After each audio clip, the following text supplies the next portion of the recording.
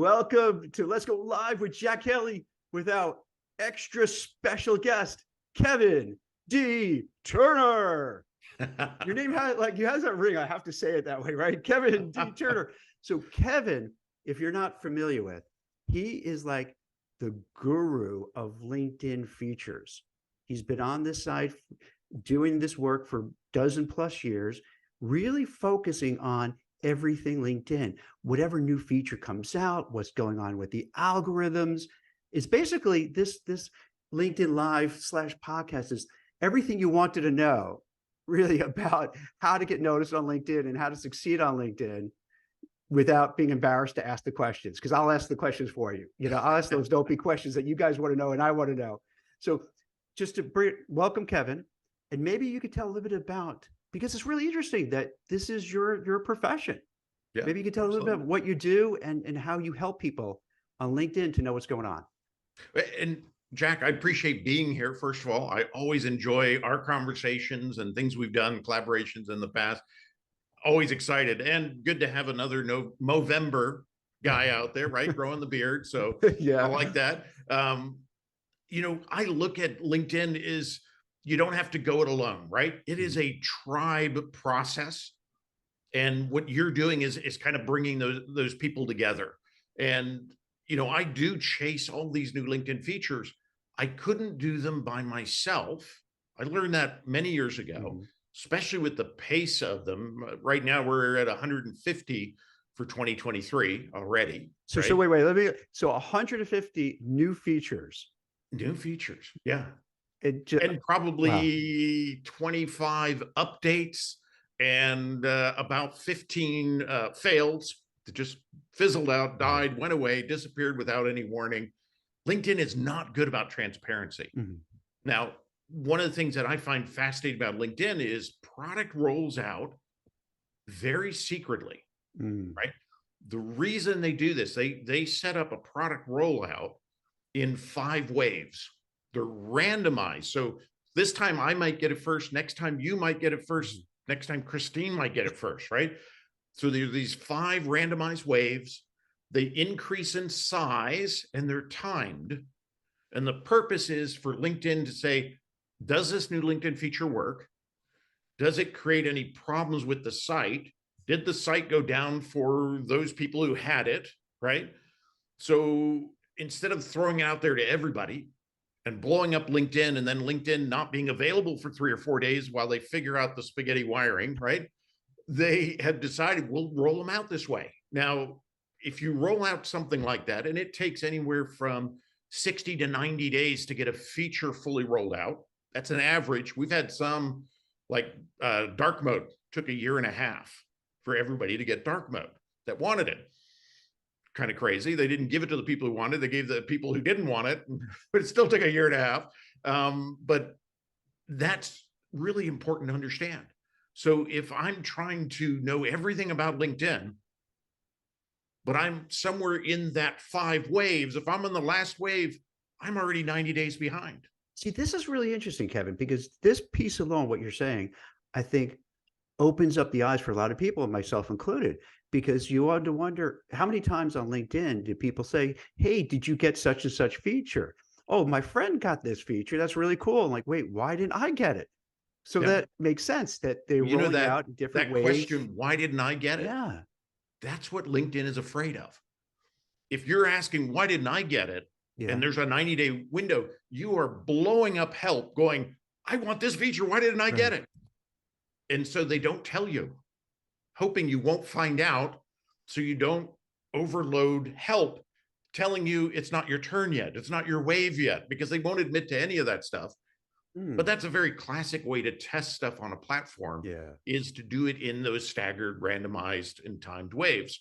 But what it really means is, again, we shouldn't go this alone, right? The only way for me to find out what is going to be happening on LinkedIn so I can help my clients, right? Or I can even get a competitive advantage myself. The only way is to be able to take people out of all of those 5 waves and communicate with them so that I can always know the latest. And then I share that in my new LinkedIn features. That's my hashtag. with the new LinkedIn feature, actually singular. I do an article and it's got all 150 updates in there, 25 or 150 new LinkedIn features, 25 updates, and all the other stuff, fails and everything else. They're all listed in there. They all have GIFs if they're complicated, right? So you can actually see the screens, you can walk through them. You don't have to wait, 30, 60, 90 days for you to be able to see it. You can actually see it, right? But putting that together, if I didn't have everybody else working with me, I couldn't do it. So what I do is I give them credit. Somebody brings me something that I've never seen before. I try to get in there with them. We try to understand it. We try to capture it. And then we provide it to everybody to look at, right? I'm not going to hold that back. And I'm going to give that individual credit because they brought it forward. And that's, I always say, I'm very thankful for all the eagle eyes and caring hearts that help me capture all these things in the wild. It keeps me prepared. Now, Kevin, what would some of the cool features that right now you like to tell people about? Is it AI driven? Is that kind of the hot topic right now that's going on? AI is a big piece of what LinkedIn is becoming, right? And interesting enough, it's not just ChatGPT that's being incorporated in, it's also now Bing is being incorporated into the process.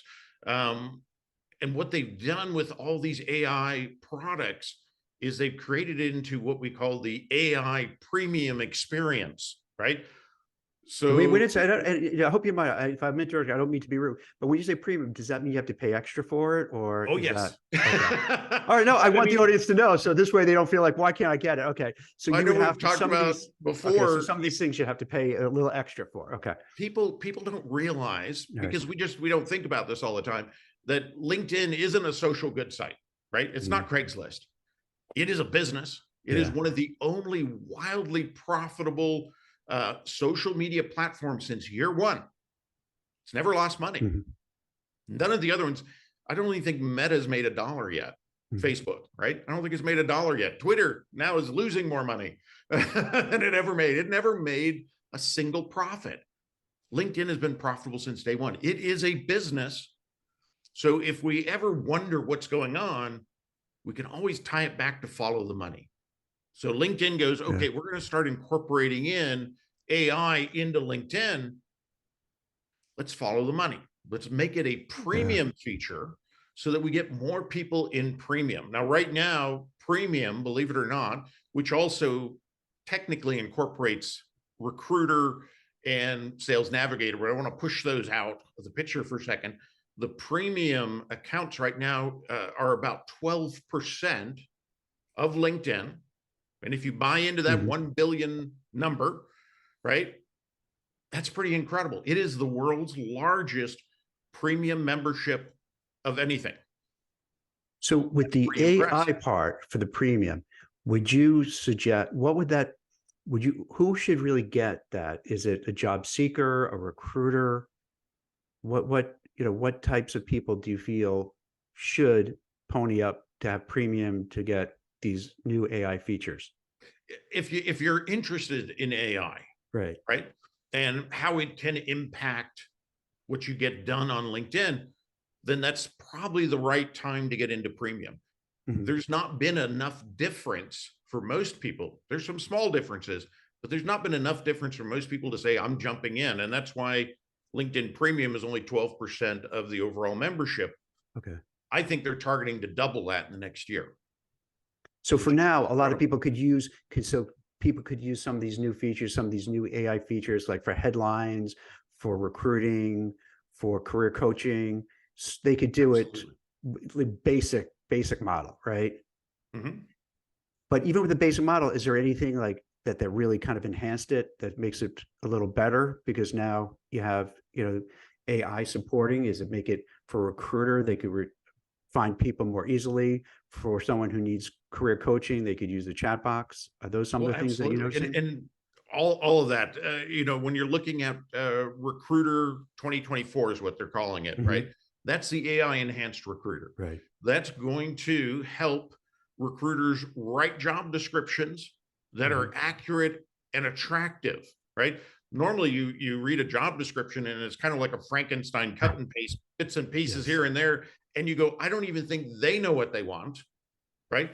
With LinkedIn's huge database of what do these people actually do that you're posting a job for, let's bring that in. Let's create through AI a attractive and accurate job description. So that's where it starts.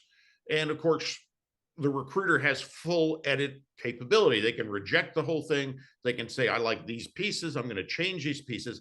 And they should, right? Because AI can be incredible. I always say it's a great muse, but sometimes it's a terrible artist. And if you've ever had a muse, they can lead you into bad places as much as they can lead you into good places, right? They're your kind of your creative stimulus. Use it that way, but not in the sense that I'm now going to put my name on it and use whatever it gives me. So recruiter's going to start there.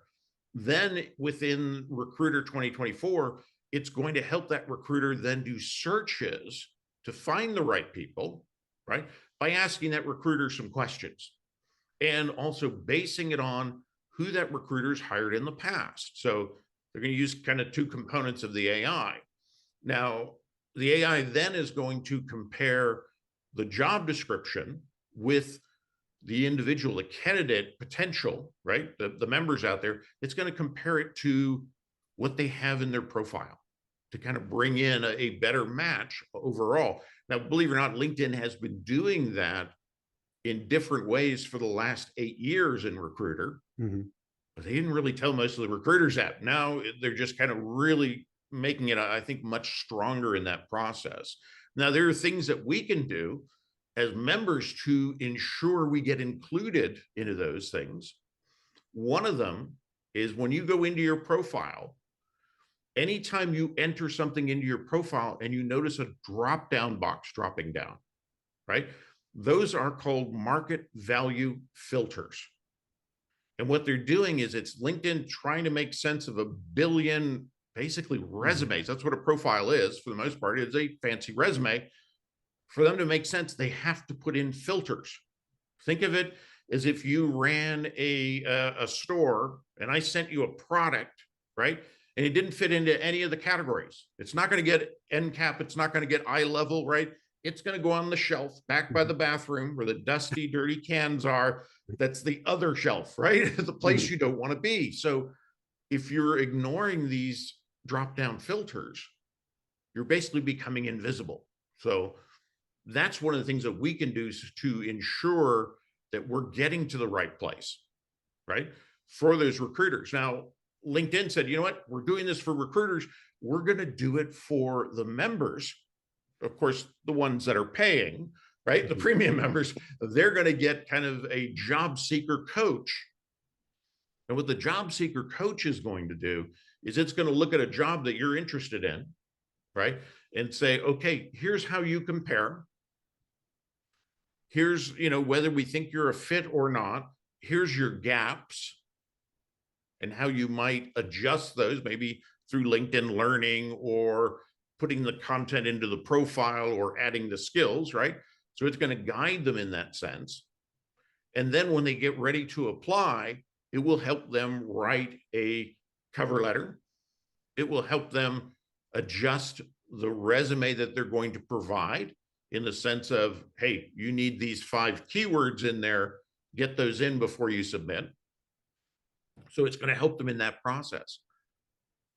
As that evolves, it's learning about the member. So it's also going to adjust alerts that the member may have set. So it's giving the member better qualified leads as job opportunities. Because the last thing you want is, to put in an alert and you're getting thousands of job opportunities and 99% of them aren't really for you. This is going to bring that down into a more manageable load that you can then approach and probably have more success in. Now, advantage goes to premium members in the job search process. So, that is something that, some people won't like. If you need to get into premium and you want to do it in the least expensive way, go to LinkedIn Learning, and get the LinkedIn Learning Premium, which is the equivalent of Career Premium on LinkedIn. And that comes in, I believe, somewhere around $39 a month. If you haven't had premium before, you can usually get it from anywhere from 30 to 60 days for free. And they'll usually taunt you with that, right? Every time you look at something you can't get, they'll say, well, you could be in a premium. Here's a free opportunity. Take advantage of that free opportunity, really kind of ramp things up so that you get profile perfected, approach perfected, you get your cover letters perfected in that sense of AI perfection, right? And if you don't continue with premium, at least you have those tools now created for you. That makes sense? Yeah, and if you don't have premium, are you going to be at a disadvantage, or you could still get a lot done? A disadvantage in the sense that you're going to have to do that legwork yourself, right? You're going to have to sort through 1,000 job leads instead of 100. You're going to have to say, how do I fit? Where are my gaps? How do I change those gaps? You're going to have to take that on yourself. Some people are brilliant at it, right? Some people don't need AI. Some people will do better than AI, but many need that help. They get confused. They get blinded. It's just too much. I'm under stress. I can't deal with it. Help me deal with it.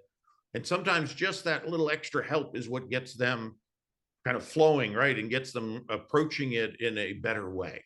And so I think, yeah, overall, it's going to be an advantage, I think, to those who are able to afford it. Now, again, that goes back to follow the money, right? LinkedIn is a business. You can't really blame them for creating something like this because it's a huge investment. I mean, multiple millions of dollars to bring these AI tools in. They got to pay for them. They can't just give away everything. And LinkedIn is an amazing platform when you consider that the majority of LinkedIn is freemium, right? There's so much you can get on this platform. And if you do it well as free, don't think by buying into premium, everything's going to change, right? Because if you're already doing it right, you can get away with free. I know a lot of people who've never had a premium account, and they're some of the top influencers on LinkedIn. They're getting exactly what they need out of LinkedIn. They've been able to transition to new opportunities all on free. It can be done if you kind of know what you're doing. On a kind of related note, Kevin, with the algorithms, I think a lot of people, including myself, really don't kind of get it and understand. Like, for example, I have, because I've been on LinkedIn for so long, I have, hovering about the max connections, like about 30, a little under 30,000. I keep a little under to give some room to add new people. I have about 50,000 followers, but you can't tell it when I post something. You would think, okay, I post something, right? So you're talking about 80,000 people. And I'll post something, I'll get 2 likes, but that doesn't make the numbers don't add up. Like I don't get it. So, and I imagine a lot of other people feel the same way. It's like, I have X amount of, first connections, second connections, what have you. I have X amount of followers, but yet I don't see them. What's going on that happens? Or maybe it's just me. Maybe I just suck and people don't like me. It could be that. No, but, I think it is the evolution of the experience on LinkedIn. Have you ever gone driving on Christmas Day around your city? There's no traffic, right? You can go faster than normal. They usually let you off if you get caught. That's kind of what LinkedIn used to be. It was wide open. If you were creating content on LinkedIn 10 years ago, right? Actually, I think it started to push it out around 2013. It was like you almost had to be dead not to get 200,000 views, right? Impressions on a post. Well, the highway's crowded now. And the highway's crowded even more so than it was last year because a lot of content creators aren't even creating their own content, right? They're going to ChatGPT, they're going to Bing, they're going to, Bard, all these things, and write me a post. Well, only so much can fit into the funnel, right? That's what that LinkedIn feed is. So if you've got a large network, that funnel is going to be pretty crowded because it's not only your first degree, right? It's going to be your second and your third. If it's a value, it's all going to be going into that funnel. So when we post now, we have kind of a challenge in the sense that we're now basically pulling into traffic. We're pulling into gridlock and expecting to get the speed we used to get back in 2013, right? That's gone. Those days are gone in that sense. Now, can you do things that accelerate that? Absolutely. You know, part of it is quality, right? Don't put junk out there, put quality out there. Part of it is timing, be consistent with your timing and when you show up, right? Engagement. When you post, don't walk away, don't ghost, engage the people that are in there. Everybody has a little extra angle they think about as far as like, well, the algorithms are doing this to me, right? The algorithms are pushing me down. The algorithms are killing me. You know, the algorithms that are on LinkedIn are focused on maximizing the stickiness of LinkedIn, right? Of people reading good content. They're not there to push down good content. They're there to maximize it. So the algorithms actually respond to how your audience responds. So initially when a post goes out, that first time frame, if you're getting a lot of good response, new people, second level, third level, getting in there, they're contributing to your post and comments and reactions and savings, those kind of things. LinkedIn looks at that and says, this is pretty good stuff. Let's push it out to a little bit more, right? And so you got to think of it in that equation, in the sense that if you work the post well, it will continue to move on. Now, the nice thing about it is it used to be a very short period. Now LinkedIn has kind of expanded that period of how they gauge that interaction and how they try to gauge the value in the post. To me, if you hear somebody saying, well, the algorithm now does this, the study of algorithms is the study of history, right? This is what we figured out it was doing this last couple of weeks. Well, history can help us in the future, right? But it isn't always a predictor of the future or the present. So I always say, if you hear it and you're hearing it a lot out there, there's probably some value to it, but don't completely count on it that it's going to change things. Like if I just put any post out there, it's not quality, or I don't engage, those kind of things. Those core pieces have to be in place for even some of those little tweaks that people push out on, you know, this is how to address the algorithm. They may or may not help you, but if you don't get the basic right, it's not going to do anything. So Kevin, here's what I thought was happening, and is that if I post something, it would dribble out to some of my connections. And then if the connections interact, the next time I do something, they'll send it back to them. If they don't react, I might not get, nothing will happen. So it's not a perfect system. And then to unpack what you were saying before, how does it know, like how does the algos know what's good or what's junky? I mean, are there some guidelines? It's based on the audience. How does the audience respond? Just as if you had a product and you put it out there for sale and nobody bought it, right? Either the product's bad or the price is bad, or it's that combination.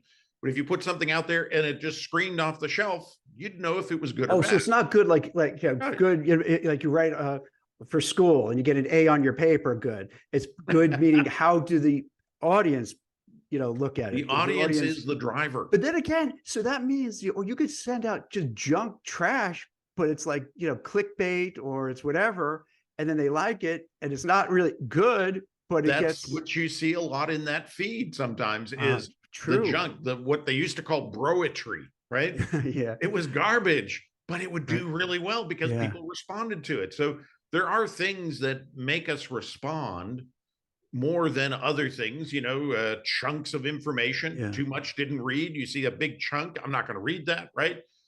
You might respond better to videos than you respond to no pictures. Well, let's go back to, are videos now more important? Do people get more clicks with videos?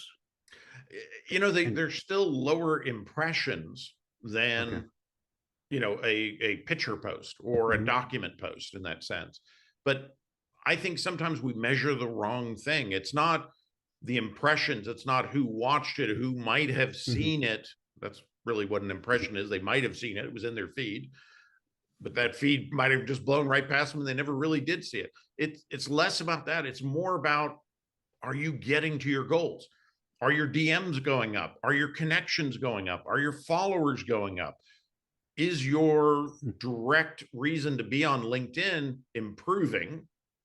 That's the best measurement. Now, that's the measurement that LinkedIn can't normally provide you. I guess they could provide some of that, but that's really what you should be looking at. If I post something and I get 3 clients off it, I would rather have 3 clients than 50,000 impressions that had no clients. So What would impressions, you just rather have? for impressions, if I understand it correctly, is really just you're scrolling through and maybe somebody looked at it. So when you see Or like maybe not. impressions, It just it's went through the feed. so Basically, it meant on your screen, it was in your yeah. feed, and you may never have seen it. You might not have scrolled down far enough, or you might have scrolled too fast, or the feed went right past you. That's all an impression is. It really doesn't mean that somebody actually saw it, read it, right? So for everybody who's watching this now and they feel I got so many impressions, it's like it's not really a meaningful statistic, right? It's Yeah. not as meaning for the most Or part. maybe it's one component in the Yeah. overall picture, right? But it's not the most important component. Really, the most important component is, are you getting that kind of relationship drive, that end goal out of that post? And if you're getting that, then you're doing the right stuff. And that really should be your focus. It could also be this because looking from the outside perspective, Kevin, if you have 1 billion people on the platform, and every time I make a post or you make a post or Christine makes a post, if it goes out to all their first degree, second degree followers, it would be mayhem, right? It'd just be complete utter chaos. So I guess you just You would can't never let be that able to happen, keep right? up with it. It would just be too much, Yeah. everything floating all around. So What it I would guess look they like need to cut it down. is, it would look like a one-armed bandit from Vegas, right? Where you go, and it'd just be rolling past It's just so quickly crazy. that you wouldn't be Yeah. able to even focus on one. Maybe you had to press a button and say stop the feed, and one would pop up, right? Like a gambling machine. That's what would happen if they didn't say, how do we somehow control it and give value posts a little more presence? And that's what they attempt to do. But even that is not perfect, because we know kind of those broetry kind of things get in there. And we also know that some people are manipulating the system using pods and automation pods and all that kind of stuff. But at the same What is, time, by the way, what is that for people who are not familiar with it, what that including myself? is you basically join Mhm. a group that has agreed to support whatever you post. So you Mhm. could post the most hideous thing in the world, right? That was completely wrong. But if I was in that group, I would have to then go comment and like that post. So it can be really dangerous for your brand, right? Mhm. Yeah. And the comments, and some of them now are auto generated, basically are like good post, or maybe something a little longer, but they're not of value. So first of all, people notice it really quickly. LinkedIn's starting to notice it, but what it's really doing is, if it works right, LinkedIn will initially see that and go, wow, there's a lot of activity on that post, we should push it out to the next level, right? Oh, and it's still getting more, let's push it out to the next level. So those can crowd the feed. But I think people figure it out really quick that, and you've seen them, those posts that make no sense, and Mhm. you look at the comments and they make no sense, we really don't spend any time on them. Those are the ones that you should be clicking that little X in the top right-hand corner of the post, and you should click the X so that post never comes back again. And if you do that long enough, LinkedIn will figure out that that is junk that's gaming the system, right? So a lot of what we get back from LinkedIn is based on what we put in.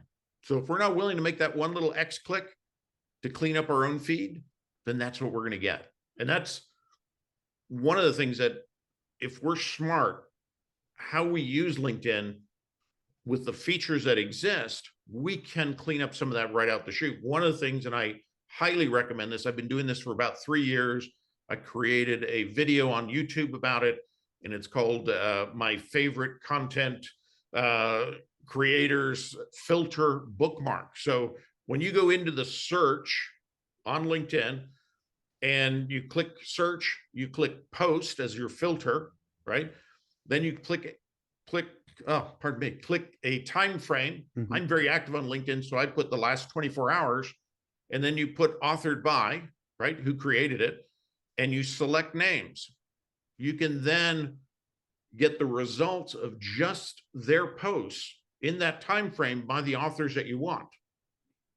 You take so you it can customize your experience, is what you're saying, yes, right? absolutely. Okay. You're in total control of the feed at that point, whether LinkedIn likes that post or not, or pods were on it or whatever, it doesn't matter. You're going to get just what you asked for. And believe it or not, no ads, which is also kind of a benefit, right?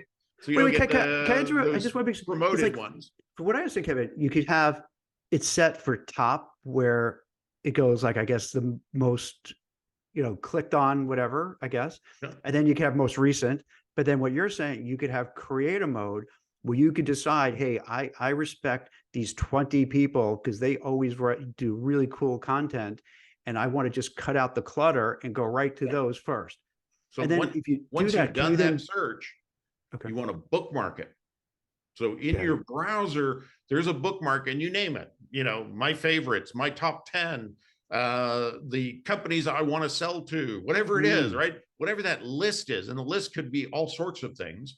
I have a list for people on LinkedIn that work for LinkedIn that I want to follow, right? I've got a list of my favorite content creators. I've got a list of target companies I want to do presentations for, right? I've got a list for AI content, which I don't have anybody assigned to. The other ones I assign people or companies.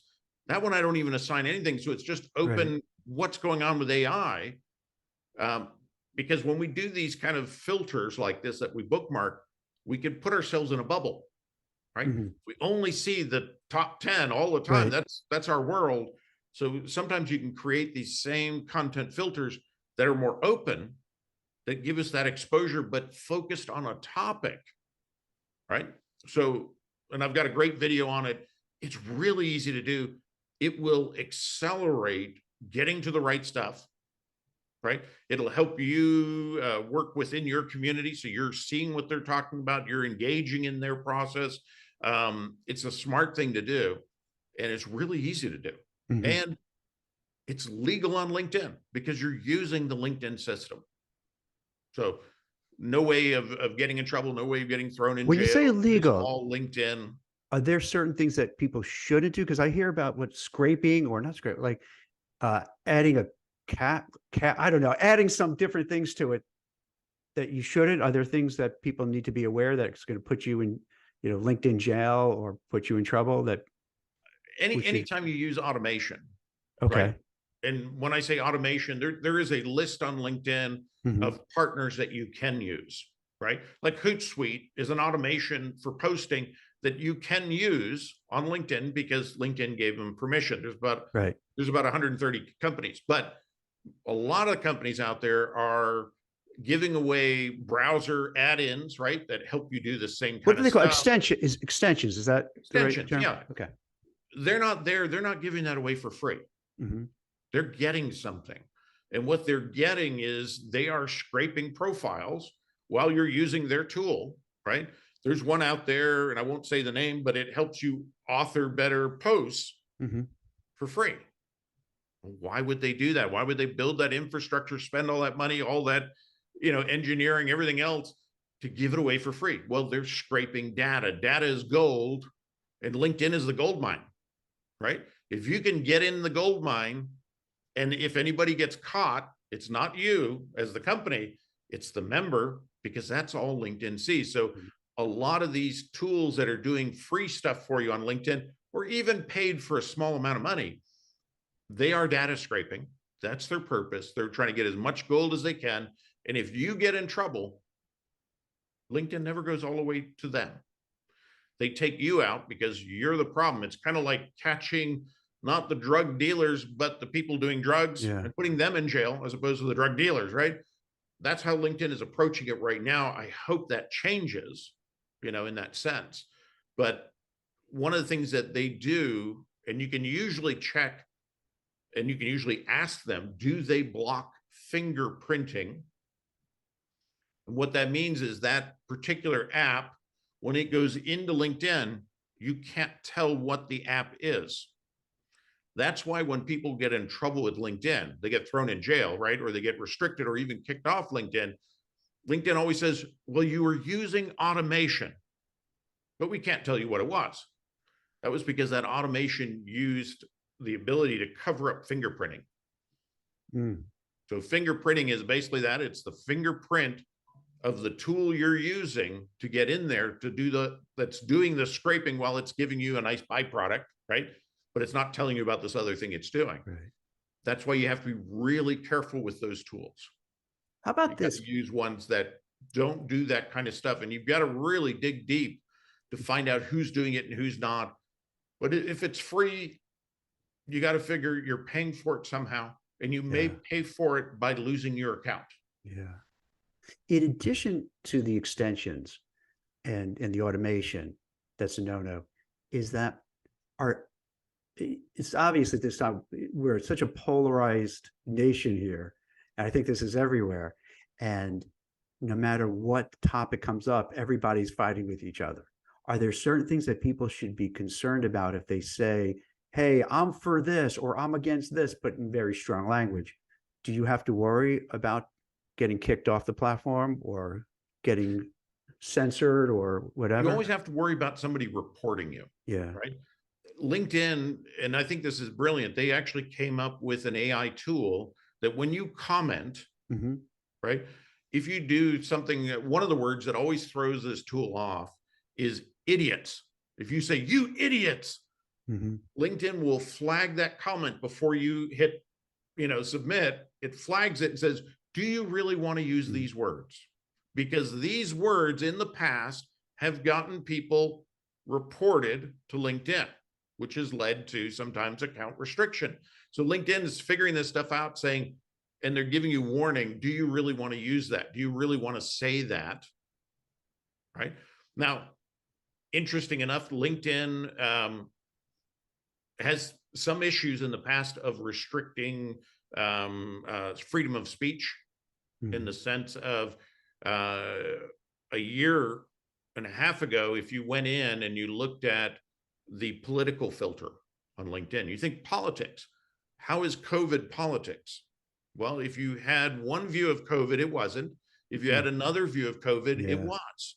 And so LinkedIn was actively filtering those that didn't fit a particular, and that was at that time what the White House was telling them to do. And LinkedIn is now going in front of Congress to testify on this pretty soon. Facebook has, Twitter has. So we have to be careful in the sense of knowing that some things like that will get filtered out, and it's based on the organization. Now, one of the things I found interesting right now is LinkedIn has taken down its definition of what the political filter does. So you can still turn it on and off, but now it won't tell you what it's filtering. And I've been trying to communicate with them. It's blank, the page. At some point, it'll come back and we'll know exactly what that is. So I always look at it. If they can't tell you what it is, don't turn it on or off if you want to hear everything, right? And that's where I am. I want to make decisions on my own. I want to hear both sides of stories. So filters like that may or may not be good in that sense. And I think it's interesting that LinkedIn is kind of evolving in that, maybe becoming a little more free in what it's going to allow content-wise on the platform. That can be good and bad. And that goes back to us gaining control, right? Doing things like the content filter bookmarks, doing things like hitting X when we see something we don't like, right? If we're not taking control and making those little extra efforts, then we have to accept whatever we see. On a lighter note, I've seen the proliferation of posts of like, hey, look at me. I'll call it that. I don't know what you want to call it. Hey, look at me. I'm doing this. Hey, I'm doing this. Hey, I'm doing. And you know, maybe a year or so back, you wouldn't see that much. Do they do that because it works, or do they do it just because they just want to show, like, hey, look at me? I don't know exactly. I'm one of Do you know what these. I'm talking about, though? Well, yeah, absolutely. I'm one of these people. I like personality more than personal information, right? So there's kind of that blend. But for a long time, people were out there saying, "Oh, selfies are hot." Right? You got to do selfies. You got to take a picture with your dog. You got to do this. You got to do that. And, if they're saying it on LinkedIn, if all the influencers are saying it's hot and you are now jumping in, it's late. Wait, right? It also, it's already ran its wave. It's no longer hot because they're telling you it's hot. They wouldn't give away a secret, right? Until they used it up. All right. This is a stupid question. Who's an influencer? Like, how do you know someone's an influencer? Is that naive? Because LinkedIn has its blue badge influencer, right? Which used to be called influencer, now it's called top voice. So they have that blue badge. That is where the LinkedIn news editors hand selected people. These are my favorites, right? And hopefully they selected them for the right reasons, not because they're their cousin, Jimmy, right? They've selected them because the content they put out is consistent and of value. And I think there's a little mix of that, right? So that's one way to figure it out. The other way is there is a top communities badge, right? And that's AI collaborative articles, where if LinkedIn sees that you've been fairly prolific in an area with content, you have the skills, they invite you in to contribute to those articles. And if you're in the top 30% of those contributions, they will award you a community top voice badge. So those are two areas that are easy to identify through LinkedIn. But again, the same thing with that, there is a little bit of bias in who gets selected, right?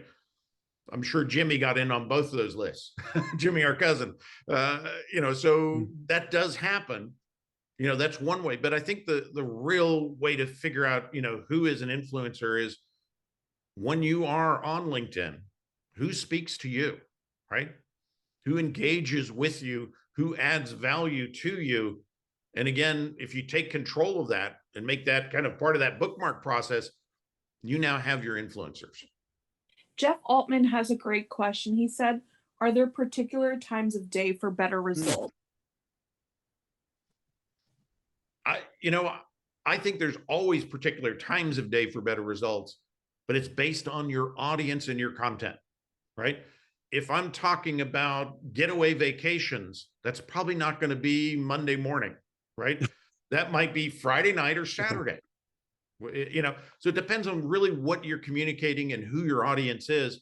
You've got to figure that out. Now, they say on LinkedIn that Tuesday, Wednesday, Thursdays are the biggest days, for posting. Now, that means they're also your most competitive days, right? So if you're on that highway and it's crowded, well, you just jumped in, right? So Monday might not be as a competitive a day, or Friday, but there's going to be less traffic. So you have to kind of weigh it out and see where your audience is and when they respond. So I don't like when people say it's got to be in these windows. For me personally, it's usually that Tuesday, Wednesday, Thursday, and Saturday. During the week, I try to launch at 7 a.m. because I find my people respond well at that time frame. They're in business and they respond well because they want to kind of start their day with a little knowledge. And Saturday is usually something I reserve to either be a little more fun, or it might be some surprise of new LinkedIn features, which I don't control timing of that, but that's what I would do on a Saturday. I really don't post on Sundays, but you got to figure out on your own. And then once you figure that out, be consistent, because then your audience knows when to find you and at what time, or where to find you and at what time. So again, you've got to kind of figure it out yourself. That's the best I can tell. And if you've got a global audience, take that into perspective as well. It's so amazing because, like, you think for most social media platforms, and they probably have their own idiosyncrasies, but walking through everything you're talking about, my head is spinning because there's like so much to it. Like for the most of the time when I've used it is for recruiting purposes. So I really, to be fair, I'm looking to see, okay, I'm recruiting this type of person and have blinders on. I really don't care about impressions. I don't care about anything. I just want to find that right candidate. But when I take that recruiting hat off and put on, okay, I'm writing a piece for Forbes, and I have an ego like anyone else, and I like to have people read it and like it. So then I find myself also, so then I focus more on what you're talking about now, like how do I get seen and heard, by getting, building and cultivating an audience.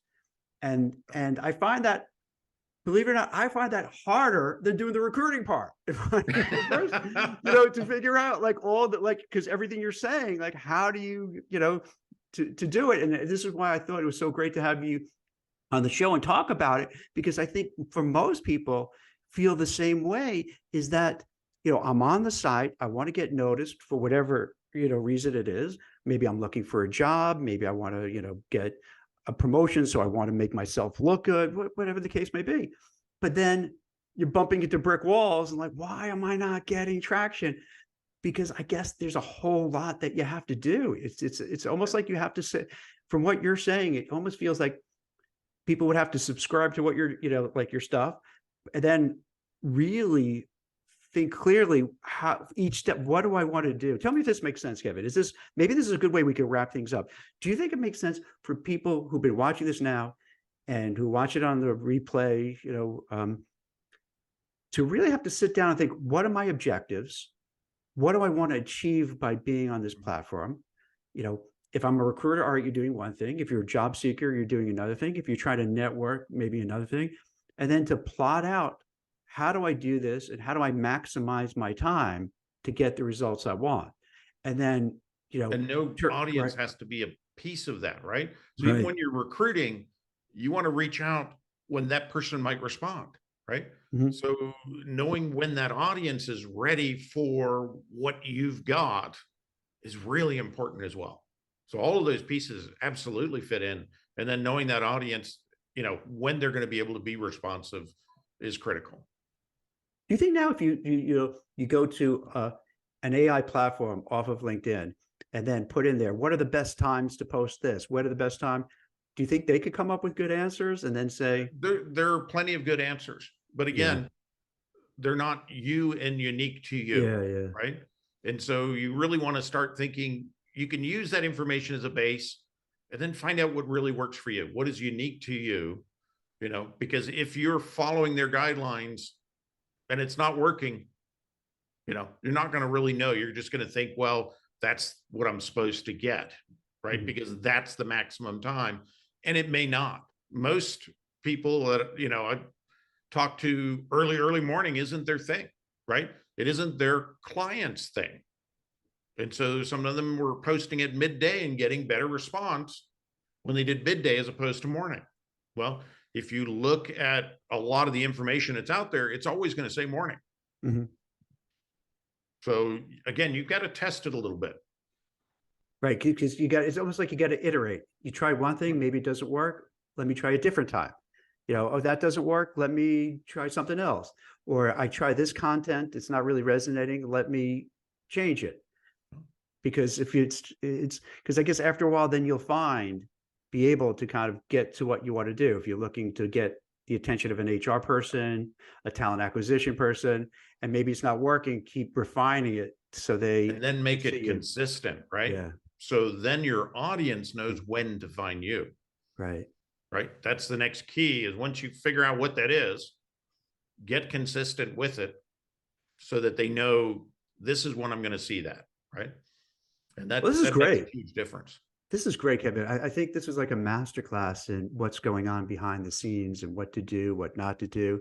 And I include myself in it where, I oftentimes just scratching my head, like, I don't get it. I don't understand it. And now I realize it's way more complicated, way more involved. And you have to spend time really thinking it through, your objectives and how to do it and how to keep iterating and changing it. So I really appreciate you taking the time. And before we go, is there anything maybe I didn't ask you that you feel that maybe we left out? I know we covered a lot. I always tell people, please follow me. Please join in on my newsletter, right? That I've got on my profile. Also, I've got a YouTube channel out there with over 60 videos, really in depth on some of this stuff, a little geeky at times, but I think always insightful in the sense that it could give you a competitive advantage. Get in there, start using it. It's free. I give away probably more than most people sell. So let's do that. So how can they find you? What's the best the easiest way? When you're on YouTube, you can either do it as in Keep Rocking LinkedIn, right? Or if you type in Kevin D, and I appreciate you putting the D in there, Turner, you'll get me on LinkedIn, or even Kevin on LinkedIn into YouTube will get you there as well. So, but that's a great place to kind of, really kind of save that, subscribe to it, start commenting, and let me know what else you want to see. I will tell the secrets that most people won't, because I know companies, individuals, they pay me for implementation, right? They want to know I know the stuff. So I'm going to share that. I believe in that. I always think there is a kind of a giver's get, right?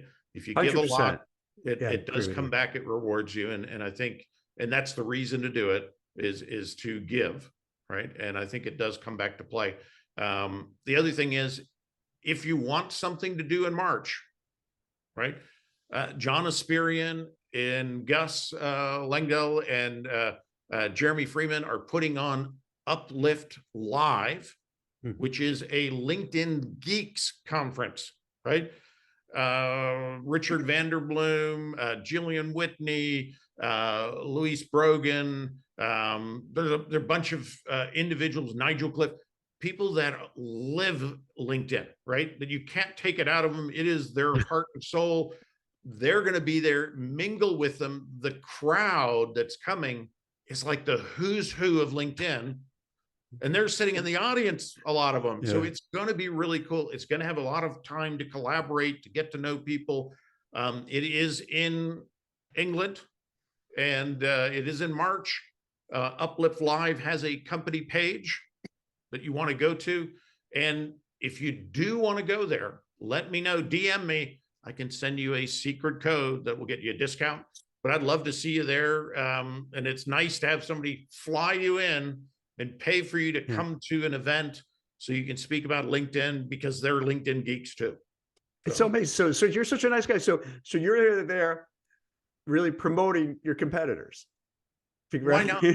There's no such thing as competitors in the sense of being LinkedIn athletes, right? Yeah. Okay. An athlete looks at a competitor as somebody who makes me better at what I do. Okay. And somebody that I'm going to figure out how to beat, right? And share that with them. Is that what happens? Like, you want to be the one to get it first, to get that little, get that knowledge, get that new, maybe not feature. The knowledge, but just the presence of understanding what this is and how it works. Absolutely like to be on the forefront of that, but I share that stage with everybody who helps me be better at that, right? Because I don't think you can claim you know all this stuff and it only came from you, because anybody who's doing that isn't telling you the whole truth. And this is a tribal sport, LinkedIn, right? You got to have a tribe. Don't go it alone. There's that African proverb that says, if you want to go far, go alone. Right? Or if you want to go fast, go alone. If you want to go far, go together. That's the thing to do here. It's going to help you not make mistakes. It's going to help you grow. It's going to help you get to your goals on LinkedIn. Find the tribe and work with that tribe and support that tribe and learn from that tribe, contribute. And that's how LinkedIn is going to work best for you. It is a microcosm of the real world. What works on the outside of LinkedIn works on the inside. You don't go to a networking group and say, here's my card, boom, boom, boom, buy from me, buy from me, buy from me, right? Take it in the same approach. If it works on the outside, it's going to work here on in, and you'll get there. Perfect. Great. Thank you so much. I appreciate it. I think this really is going to help out so many people who just have all the questions I was asking, to just get a better understanding. And I think it's going to help them be better, to find a job, to network, to get to the next level. So I think this was a really super helpful show. And I really appreciate you taking the time out and being so generous and sharing your insight, tips, and knowledge and experience with everyone. So thanks a lot, Kevin. It was awesome. Jack, I really appreciate it, bro. I appreciate it. Oh, take care, man. Talk to you later. Bye-bye. Bye-bye.